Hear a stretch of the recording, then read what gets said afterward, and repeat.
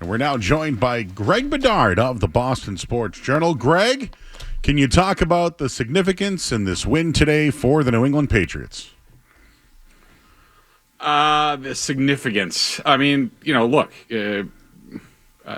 I tell you the truth, I didn't think it was, significant. I wasn't one of these, I know a lot of people in New England thought the sky was falling, and if they fell to 0-2, God forbid, like, the season's over, like, let's start, tanking for draft picks. But, look, it was great for them to get their victory. They dealt with adversity in this game. They came back. They were able to take advantage of a team that played worse football than them in a lot of ways, and that's a good step. And I think the biggest thing was the play of Drake May in the offense, which I thought was tremendous. But there's still a lot to work on with this team, especially on the defensive side of the ball and special teams. But anytime you can get the win, it's some proof of concept at least of your program, and you're moving in the right direction. And now we'll see what happens against the Steelers.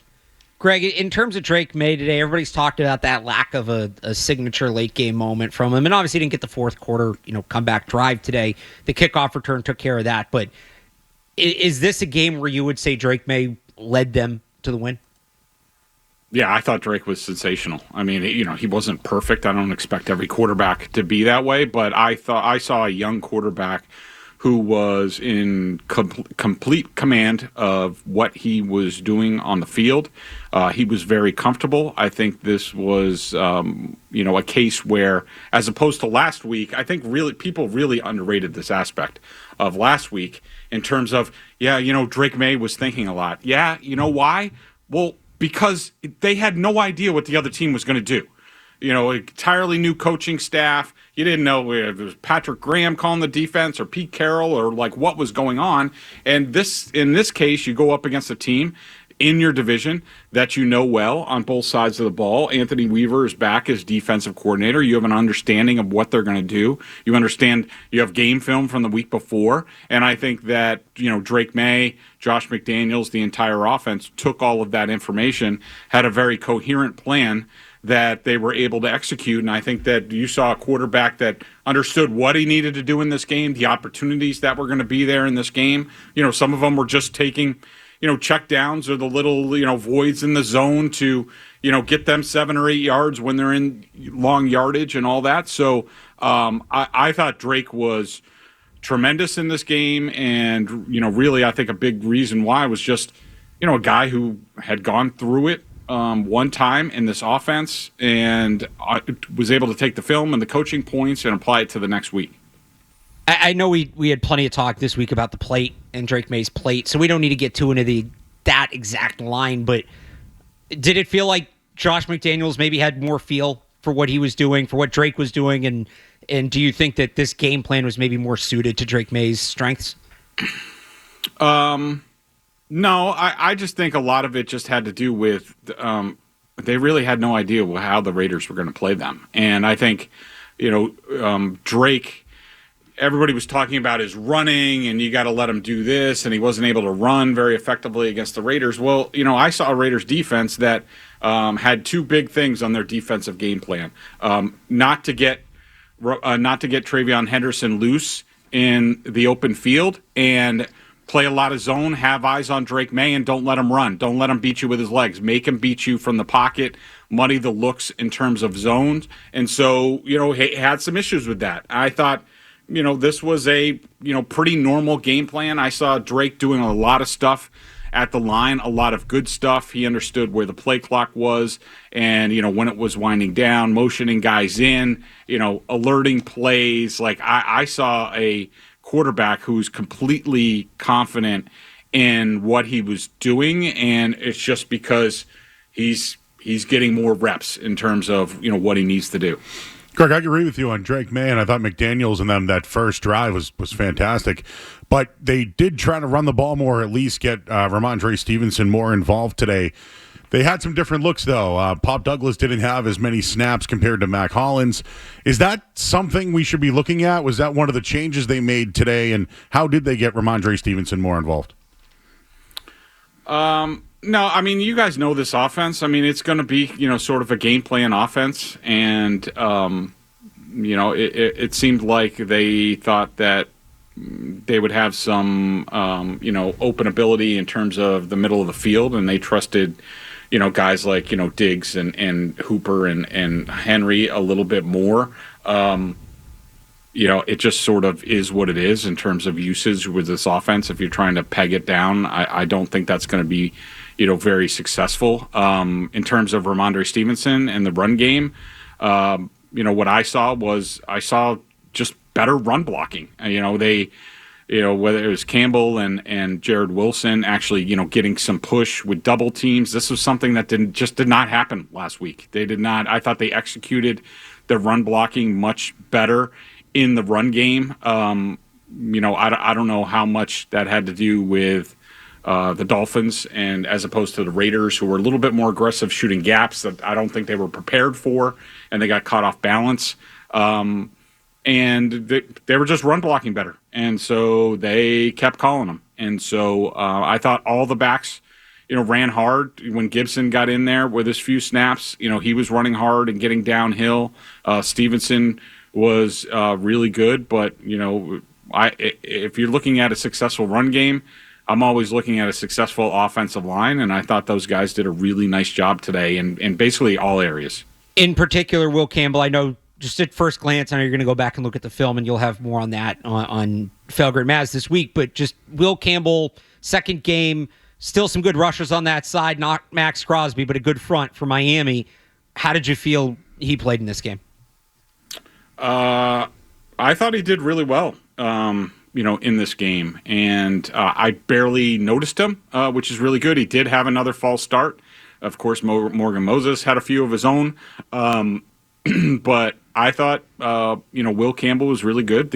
I thought going into this game, I did think it was going to be high scoring. I did think that this Drake May had a chance to break out in this game because I don't think much of the Dolphins defense, but I also thought that this game was going to be won and lost in the matchup between the Patriots offensive line and the Dolphins defensive line, which isn't, the greatest in the world, but they have some good players. They have depth on the edge. Yep. Seiler inside is a really good player. The edge players we all know about. And I thought the Patriots offensive line on the whole, won their matchup. And I thought that was a huge key in the game, for this offense to be able to go out there. And I think they had 3, 4, 5, 6, 7, 8 drives, and they only punted on 2 of them. So that's, to me, I thought the offense was really good, and it started with the offensive line and Drake May. What'd you think of that one, Craig? The kicker misses 2 extra points, and they decide to go for it late in the game, up 3, 50-plus yarder. He nails it right down the middle, but the call right there from Mike Vrabel. Your thoughts? Yeah, that was ballsy. I was definitely gulping a little bit in the press box. I mean, the kid had missed the 2 extra points. To send them out there, give the Dolphins a short field if you miss there, and they only need a field goal. Of course, Borregales ended up giving them a short field on the kickoff when he didn't reach the landing zone, and the Patriots barely held on. Look, I mean, Vrabel says he has a lot of confidence in the kid. I'm sure, most Patriots fans would like to, run out of town at this point, but it looks like they are going to stick with him. He wasn't very talkative in the locker room after the game, just basically said, he has to be better. And so we'll see how this goes going forward. Greg, on the returns, the other part of special teams, obviously this is a big special teams game. Mac Hollins played a key role setting some blocks on those. How have you seen him impact the game? And he did so in the run game, too. Played quite a bit as a receiver. I think half his snaps on the field, they ran the ball. How have you seen him impact the game as a blocker through 2 weeks here for the Patriots? Hard to tell today. Do not have the best vantage point here in this, crappy press box. He was okay the first week. I wouldn't say it was great. He's definitely vocal, and he definitely makes an impact, I think, on special teams, but I think we have yet to see the best of Mac Hollins. I think this guy is going to be pretty good weapon for this team all the way around. Clutch third down situations, red zone as we go forward. But I think they're sort of feeling out his role on offense at this point. Mostly asked you about the offense, so I do want to get into the defense a little bit. K'Lavon Chaisson, it felt like, had a much better game than he did last week. You get big plays from Milton Williams and Harold Landry late. The pass rush kind of took some heat last week, not being able to get home with 4. This is obviously different. Tua's getting the ball out so quick, but what did you see from those guys, and how much their inability to pressure Tua at points in this game was due to him getting the ball out quick versus them simply not getting home? I think, in general about the defense, I think the defense has been terrible the first 2 weeks. And, if they ended up losing this game, they're just lucky that the Dolphins kept shooting themselves in the foot a little bit more than the Patriots did. I mean, at one point in the first half, the Dolphins had the ball for 7.5 minutes and they had 165 yards of offense. That's like 22 yards a minute. And it continued on into the third quarter. They gave up, not quite as many explosive plays. I think it was, 3 or 4 pass plays over 20 yards. There were another 3 that were 18 yards. Some of that is just Miami's going to get their place. And, but I did not. My big thing about the defense is I have not been enamored with the defensive plans the first 2 weeks. The aggressive blitzing in the first week. This week, the decision to play a lot more man coverage in the back end, which I just don't think is a good idea with the speed mismatch of these two teams. So I've been underwhelmed by the defensive brain trust so far. I don't think they have put these guys in position to succeed. And it is going to be tough for, a 4-man rush or what have you to get home. That's why it's incumbent to, really when you're talking about Tua in this defense, you really need to, change up the looks and sort of muddy the looks for Tua. And, at times I thought they did that, but obviously not enough. I am very concerned about this defense, and I would like going forward to see this defensive coaching staff do a better job of putting these guys in position to succeed instead of to fail. Along those lines, how much of that simply gets fixed when they get Christian Gonzalez back, whenever that is? I don't know if it does, Alex. I mean, look, it's going to help, of course, but here's the thing that sometimes people forget about. If you want to be a man team, and that's great, be a man team. And they do have the guys when he gets back, and they have Davis, and Marcus Jones is pretty good at man coverage. But it's not just the cornerbacks that have to play man coverage. It's also your linebackers. It's also your safeties, at least, one at a time. And so, if those guys, like, putting Robert Spillane one-on-one with Achane is just, like, not a good idea. And I don't know how that was a good idea in the planning process. And so, yes, is Gonzalez going to help? Yes. Absolutely. It helps, free them up to do a few more things, maybe a few more things as far as coverage or pass rush, where you're expecting the coverage to be a little bit tighter on the back end because everybody slots down when Gonzalez comes back. But what we've seen so far, the deficiencies in the defense is not about one guy. This is about, first and foremost, I think it's the coaching decisions that they made. And, secondly, they have some issues. Linebacker has been an issue. Safety has been an issue. That's not going to change when Christian Gonzalez comes back. I just wanted to mention, I know you did talk to Vrabel. I'm not even actually sure what the hell he said to you. But I do want to give at least credit to Landry and Milton Williams closed the door today. Like, those are 2 of their free agent signings. Yeah, I get you. The linebackers in the secondary are 2 other stories. But when the game mattered today, those guys were free agents and that money paid. Yeah, absolutely. Those guys, it sure seemed like, over the course of the game. And again, we should mention that I do not think much of this Dolphins offensive line. That final sack came over the right side of the Dolphins line, which was completely new for this week. They got Savignaia, who's, playing left guard as a rookie. I don't really think a whole lot of Patrick Paul, the left tackle. I think Brewer, the center, is pretty good. And, those guys, along with the offensive line, their matchup, a big matchup in this game was going to be, could they get pressure with 4 against this Miami offensive line with what they were going through. And at the end of the day, they made enough plays there and made Tua uncomfortable enough to get the victory, and that's the name of the game. All right, Greg, one more for you here. There was a couple of things I wrote down today that I think they could improve on. They challenged the spot on a Waddle catch. Yeah, that was dumb. Okay, thank you. The McDaniels throwing the ball on that final drive. No, I was waiting for the Joe Murray critiques. I would also bring up the swing pass to Stevenson that went nowhere. Correct. I was like, I can't wait to hear from Joe Murray about that one. Thank you. So you agree? So I did not like that play. A couple of things that I'll just say, because I did a story in the past where, I was behind the scenes with the Houston Texans and Bill O'Brien, how they offensive game plan. And, the thing that I learned doing that story was every single play that they have in the playbook for that week, there's a reason. They think they're going to get this coverage. Obviously, maybe they had a better defensive call than they had a play call. I did not love that play. Now, the play out of the 2-minute warning, yes, that surprised me.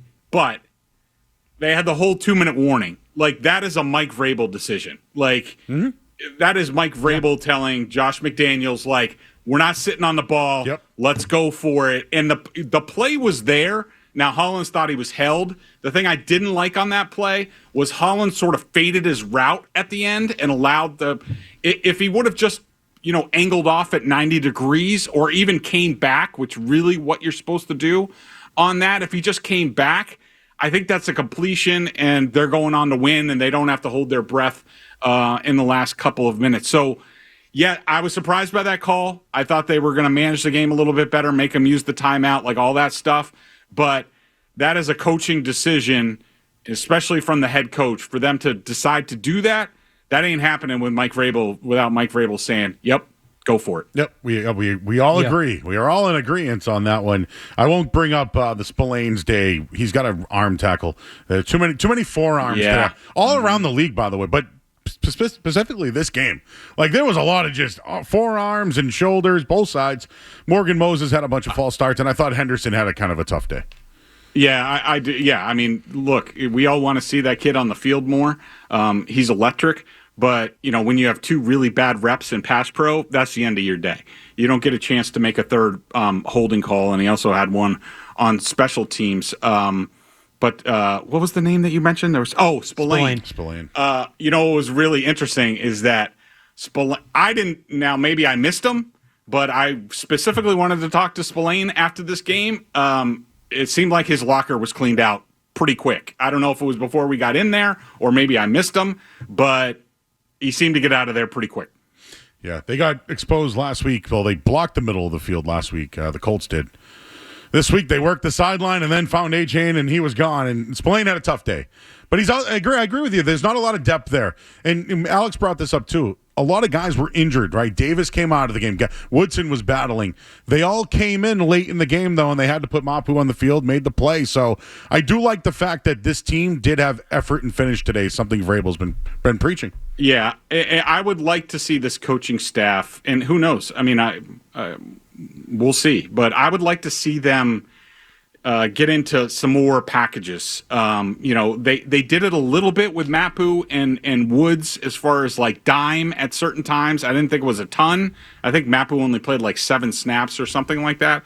But, they might need to start, how Belichick would do it. Hey, we have this certain package in passing situations or whatever where we get a little bit more speed on the field at linebacker and at safety. I would like to see the coaches be a little bit more inventive with that as we go along. Who knows? Maybe that does happen. All right, Patriots, they beat up on bad football today, but they did certainly deserve the win. He is Greg Bedard on Tuesday, Big Boy Tuesday this week with Felger Mass. Oh, yeah. I can't wait for it. I watched that Miami film. They were putrid. Absolutely horrible today. But to your point, the defense wasn't so great either. He's Greg Bedard of the Boston Sports Journal. Greg, appreciate your time. Thank you. Sounds good. Thanks, guys.